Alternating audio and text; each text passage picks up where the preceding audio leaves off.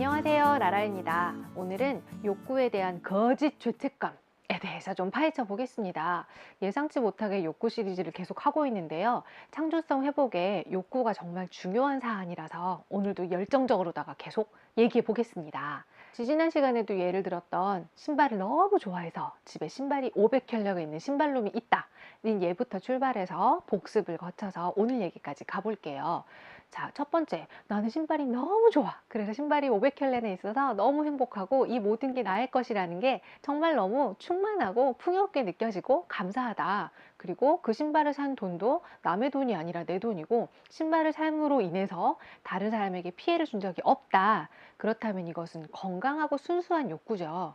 그런데 신발을 사도 공허하다. 아무리 사도 만족감이 없고 더더더 사고 싶다. 그래서 사지 않으려고 참았더니 더 사고 싶은 집착과 중독에 빠진다. 그렇다면 이것은 순수한 욕구가 아니라 상처로 인해 왜곡된 욕구일 가능성이 크죠.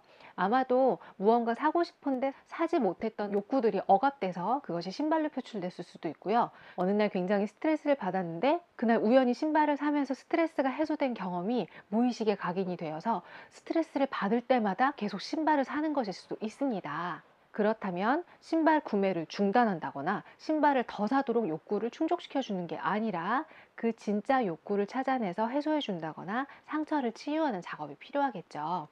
자, 그런데 세 번째 경우, 왜곡된 상처도 없어요. 신발을 좋아하는 순수한 욕구가 있어요. 그래서 본인이 만족스럽고 타인에게 피해를 준 적도 없어요. 그럼에도 불구하고 내 욕구를 인정해주기 어렵고 죄책감을 갖게 되는 경우는 뭘까요? 그렇습니다. 타인의 시선, 그리고 사회적 시선 때문입니다. 야, 너 그 정도면 중독 아니야? 너 미친 거 아니야? 신발을 왜 500켤레나 갖고 있어? 네가 무슨 지네야?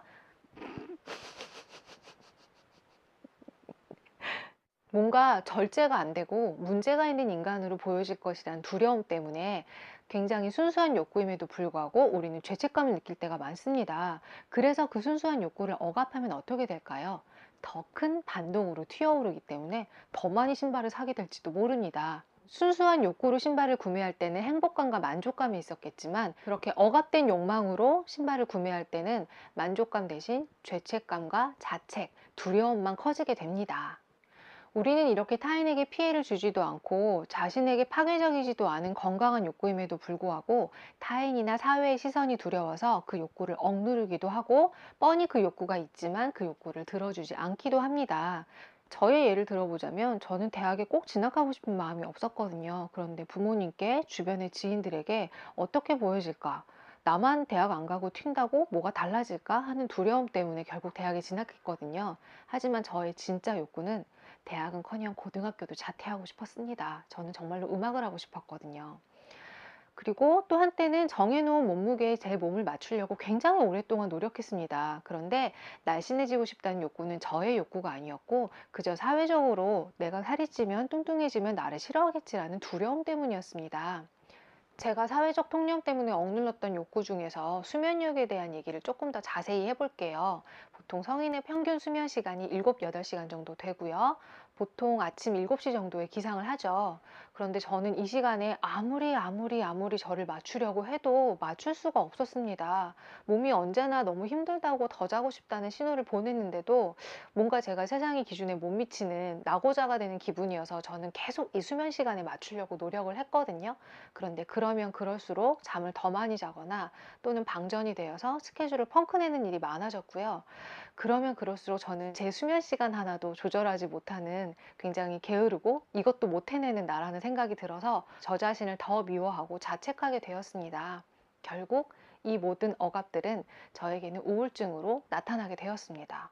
수면뿐만이 아니라 저에게 맞지도 않고 제 욕구도 아닌데도 사회적 기준에 맞추려고 노력했던 모든 것들이 저의 우울증의 원인이 되었습니다. 결국 저는 수면에 대한 모든 사회적인 통념, 저 자신이 갖고 있었던 고정관념을 다 깨고 나서야 우울증과 불면증을 고치고 일상에서 좋은 컨디션으로 살 수 있게 되었습니다.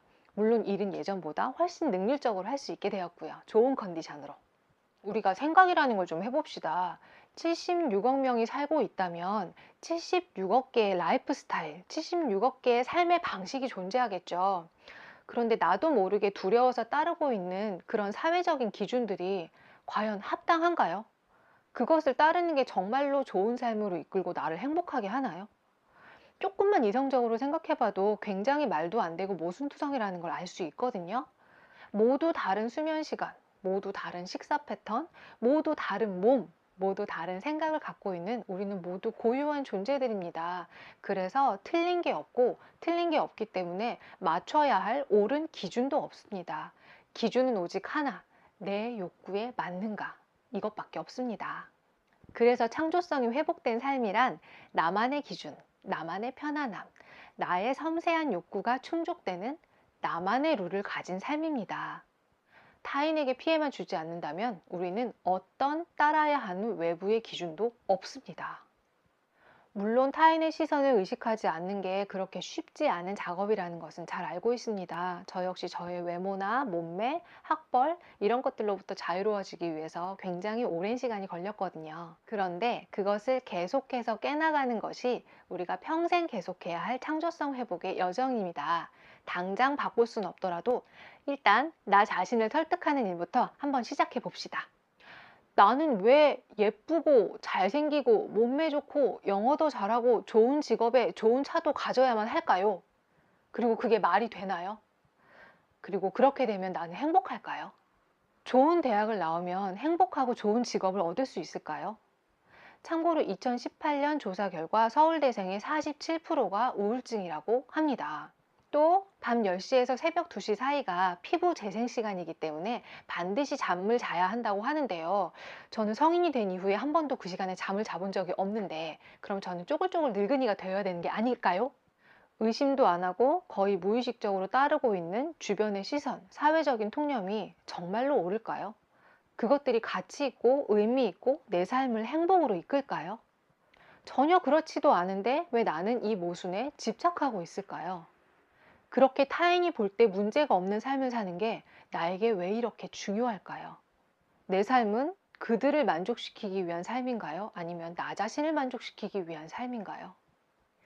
지금 이런 모순들이 불편하면 불편할수록 당연히 따라야 하는 게 아니라는 것을 점점 더 많이 알아차릴수록 우리는 조금씩 조금씩 더 타인의 시선을 벗어던지기가 쉬워질 것입니다.